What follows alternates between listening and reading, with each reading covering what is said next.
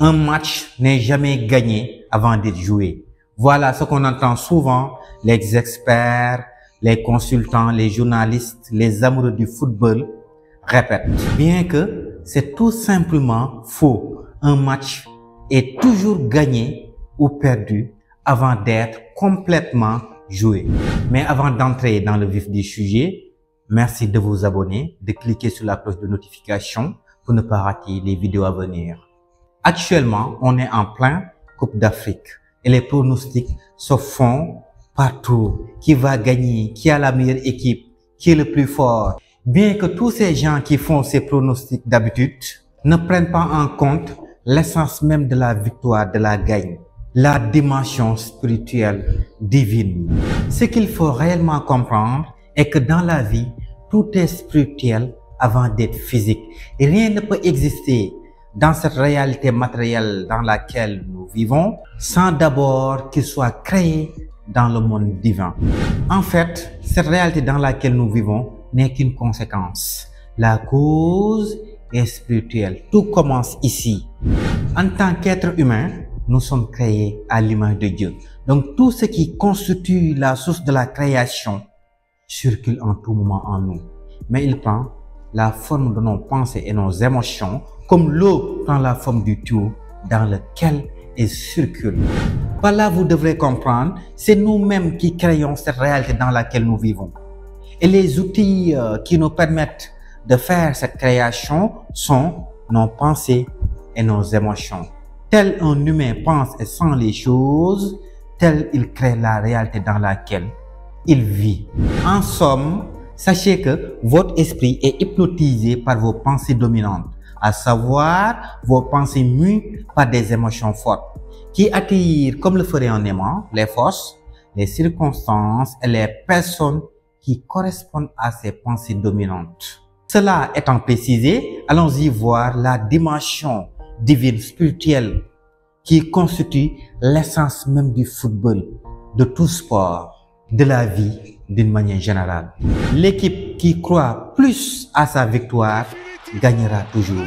Ici, quand je parle d'équipe, je parle pas tout simplement de la sélection, mais de tout ce qui part avec les supporters, toutes les personnes qui sont avec la sélection en question.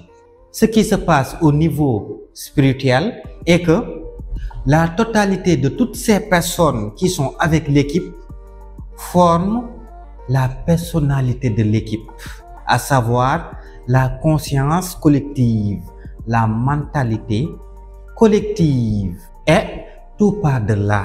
Il y a au moins 3 conditions essentielles qui permettent à une équipe de pouvoir gagner spirituellement un match. La première condition, c'est le nombre de personnes qui soutiennent la sélection en question. Parce que la question du nombre va, bien évidemment, jouer. Plus la collectivité est grande, plus cette équipe est dans une dynamique spirituelle de remporter la victoire finale.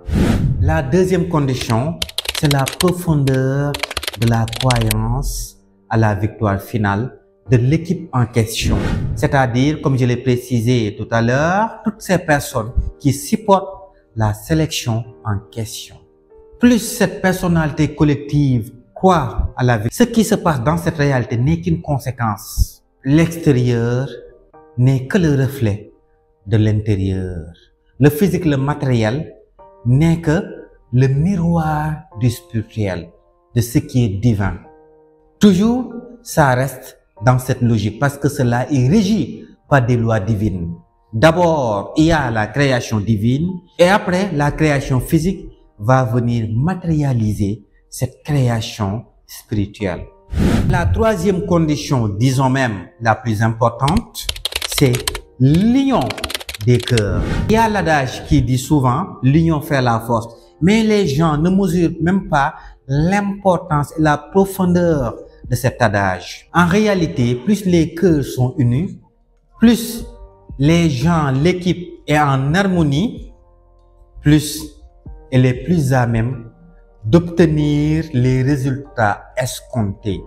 Parce que à la fin de la journée, il n'y a que l'intention qui compte. L'intention, c'est la pensée et l'émotion qui animent l'être humain, c'est-à-dire le sentiment, le langage du cœur, la divine matrice, la conscience cosmique.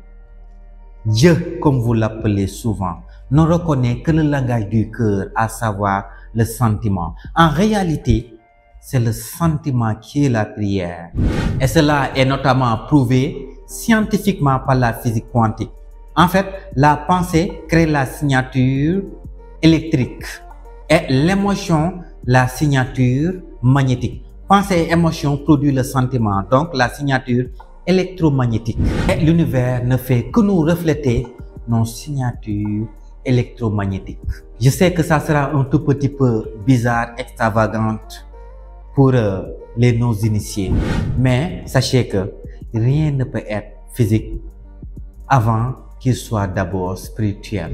Par conséquent, l'équipe qui aura plus la mentalité collective la plus forte, qui croit plus à la victoire, va acquise. À savoir, le nombre va jouer, la profondeur de la croyance, l'équipe qui a plus de foi en la victoire et aussi l'union des cœurs. Par là, vous devrez comprendre que se baser tout simplement sur l'aspect théorique, physique, ce qui se passe dans le terrain, n'est que de l'ignorance. Et de toute évidence, les preuves sont là.